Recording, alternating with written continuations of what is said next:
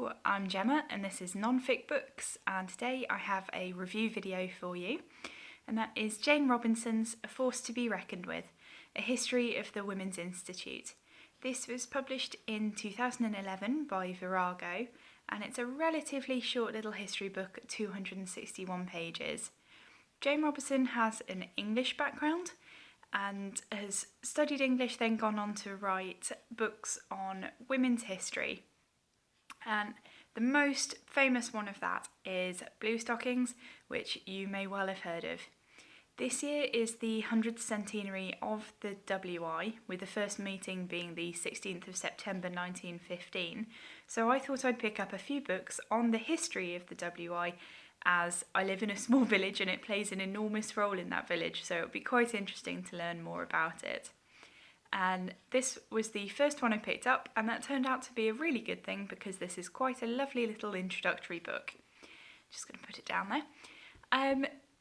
If you think the history of the WI is going to be thoroughly boring and it's all jam and Jerusalem and old ladies knitting, then you are absolutely wrong. It's an absolutely fascinating history which totally ties in with women's liberation, with feminism, with the fight for equality, and a slight breakdown in the class structure within the UK.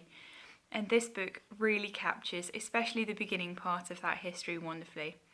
The book itself sort of starts off looking at the creation of the WI and how it came over from Canada, and then the latter chapters look at every 10 to 20 years over the next century. The strongest point of this book is definitely the beginning part, where she's looking at the creation of the WI and the characters that are involved in that. They are absolutely wonderfully traditionally British eccentrics, and they're fabulous. And you can tell Jane Robinson thinks so because she describes them so vividly and really passionately, and they really do feel as if they're people you could have met. And that is really the best part of the book. Throughout the latter part of the book, I don't know whether it's because she was losing interest a little bit or she just didn't feel that the challenges the WI had to meet throughout the latter years in the next century of their history were a little bit lesser, but it feels a little bit information light throughout the latter part, up until the point where you get to around the 2000s with the emergence of the Calendar Girls, who I think most people have probably heard of, and then the new phase of WI lights coming through with more and more later teenagers, women in their 20s and 30s joining the WI, and it really becoming invigorated again and catching headlines with views on fighting to help protect sex workers, helping to protect bees, and at the moment having a big campaign for organ donation. So please do, I'll leave the link to the WI's campaigns below, go and check those out because they're absolutely amazing.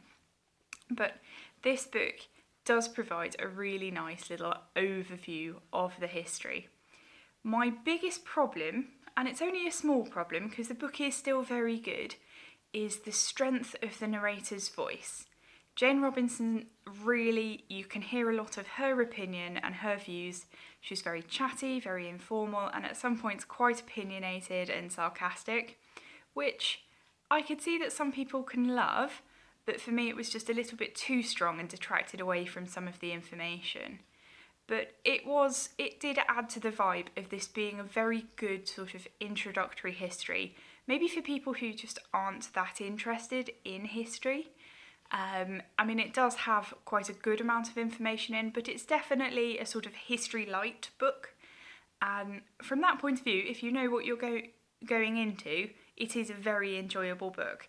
But I know I will certainly be having a look for a few books with a bit richer information, because the history is so fascinating that I really would love to learn more about it, and some of these characters that she brings up here I would love to know more because they're absolutely amazing.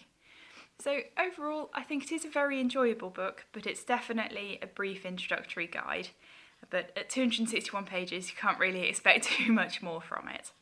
I will link down below when I've done further review videos on the books throughout the year that I'm going to be reading on the WI. If you have any questions, please do leave them down below, and hopefully I'll see you in a video sometime soon. Bye!